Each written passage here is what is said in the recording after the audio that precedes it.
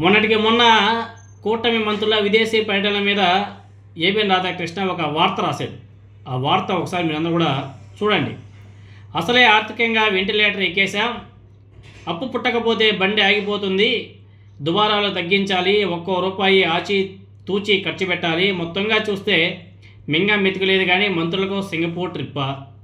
ఎందుకయ్యా స్వామి అంటే అక్కడ వాళ్ళు వారం రోజులు ట్రైనింగ్ తీసుకొని శిక్షణ పొంది ఇక్కడికి వచ్చి శిక్షణ ఇస్తారట. అంటే ట్రైనర్స్ టు ట్రైనర్. ఏమయ్యా దీనివల్ల రాష్ట్రానికి ఉపయోగం అంటే పెద్ద ప్రశ్నార్థకమే సమాధానం అని చెప్పేసి చాలా చక్కగా రాసుకొచ్చాడు రాధాకృష్ణ. అయ్యా రాధాకృష్ణ, మీరు చాలా గొప్పగా మంచిగా రాశారు, బాగానే ఉంది. నిన్నే కూటమి ప్రభుత్వం క్యాబినెట్లో అమరావతిలో కొన్ని భవనాలకు అద్దాలు మిర్రర్స్ పెట్టడానికి 2,500 కోట్లకు పైగానే కేటాయించిందంట. 2,500 కోట్లకు పైగానే. దీని మీద కూడా ఒక వార్త రాస్తే చాలా బాగుండేది రాధాకృష్ణ. ఒకవైపు ఆర్థికంగా వెంటిలేటర్ ఎక్కేసాం, మరోవైపున నాడు నేడు పనులు ఆగిపోయాయి. మెడికల్ కాలేజీ నిర్మాణం ఆగిపోయింది. ఆరోగ్యశ్రీ ఫీజు రీయింబర్స్మెంట్ బకాయిలు పేరుకుపోవడం వలన ప్రజలు తీవ్ర ఇబ్బందులు కూడా పడుతున్నారు. ఇటువంటి సమయంలో అమరావతిలో అద్దాల మేడలతో ఇంత భారీ వ్యయం పెట్టడం అవసరమా? ప్రజలకు విద్య వైద్యం అందించకుండా ఎక్కడో అద్దాల మేడలు కడితే దానివల్ల ఎవరికి ఉపయోగం అని చెప్పేసి కూడా ఒకసారి రాధాకృష్ణ చంద్రబాబు నాయుడు గారికి కూటమి ప్రభుత్వానికి ఒక హెచ్చరిక ఇస్తే చాలా బాగుంటుంది. రాధాకృష్ణకి నిజంగానే ఆయనకు దమ్ముంటే, కూటమి ప్రభుత్వం ప్రశ్నించే దమ్ముంటే, ఆయన చేస్తున్నది నిజమైనటువంటి జర్నలిజం అయితే ఒకసారి అటు సైడు చూడాల్సిన అవసరం కూడా ఉంది. రైతులు రోడ్డు మీదకి వచ్చారు, విద్యార్థులు అల్లాడిపోతున్నారు. ఇంకా పెట్రోల్ డీజిల్ దొరక్క చూసాం కదా గత 3-4 రోజులుగా ఏ విధంగా అల్లాడిపోయారు.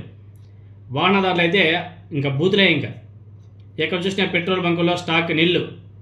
ఇలాంటివి ఎన్నెన్నో విచిత్రాలన్నీ కూడా ఈ కూటమి ప్రభుత్వంలోనే చూస్తున్నాం. ఏ వైసీపీ నాయకుడి మీద కేసు పెడదామా, ఏ వైసీపీ నాయకుడి మీద కేసు పెట్టి మళ్ళీ కేసు మీద కేసు పెడదామా? ఆయన ఎవరో అంట, ఆ వైసీపీకి సంబంధించి జగన్మోహన్ రెడ్డి గారికి సంబంధించి ఒక ఆయన ఉంటాడు,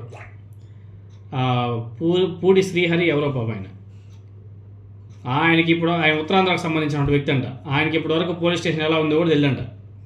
అటువంటి ఆయన్నే మొన్న కుప్పం పోలీసులు అరెస్ట్ చేశారు. అక్కడికి వెళ్ళి వైసీపీ వాళ్ళు బెయిల్ మీద తీసుకొచ్చారు, అయిపోయింది. తర్వాత నిన్న మళ్ళీ బెంగళూరులో ఉంటే ఆయన అక్కడికి వెళ్ళి అరెస్ట్ చేస్తే మళ్ళీ కుప్పానికి తీసుకొచ్చారు. నిన్న బెయిల్ వచ్చింది. ఆ బెయిల్ వచ్చి బయట వచ్చేలోపు గుంటూరు నుంచి పోలీసులు వచ్చారు ఆయన అరెస్ట్ చేసి తీసుకెళ్ళడానికి. అరెస్ట్ చేసి తీసుకెళ్ళారు. ఏం చేశారు?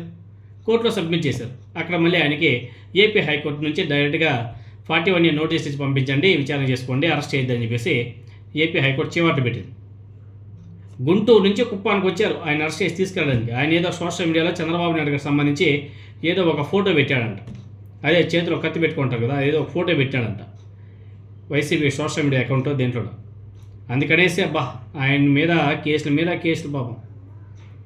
కూటమి ప్రభుత్వం యొక్క చిత్తశుద్ధి, వాళ్ళ ఫస్ట్ ప్రయారిటీ ఏంటో దీన్ని బట్టి మీరు అర్థం చేసుకోవచ్చు.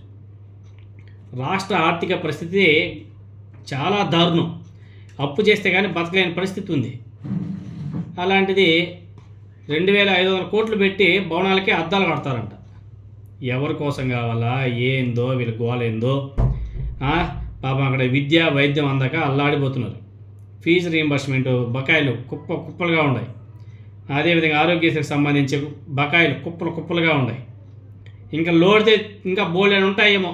లోడితే ప్రభుత్వం మారితే నెక్స్ట్ గవర్నమెంట్ వైసీపీనో ఇంకొకటో వస్తే వాళ్ళు తీస్తారు అవన్నీ కూడా. ఇక లోడి ఇదిగో చోట ఇన్ని వేల కోట్లు, ఇన్ని లక్షల కోట్ల బకాయిలు పెట్టారు, అబ్బో అవి చూడలేము. ఇంకా చాలా హైట్ చేసేస్తూ ఉంటారు.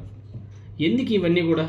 అయ్యా రాధాకృష్ణ, ఒకసారి వీటి మీద కూడా కొంచెం ఒక చూపు అటు చూసి దాని గురించి కూడా రాస్తే చాలా బాగుంటుంది.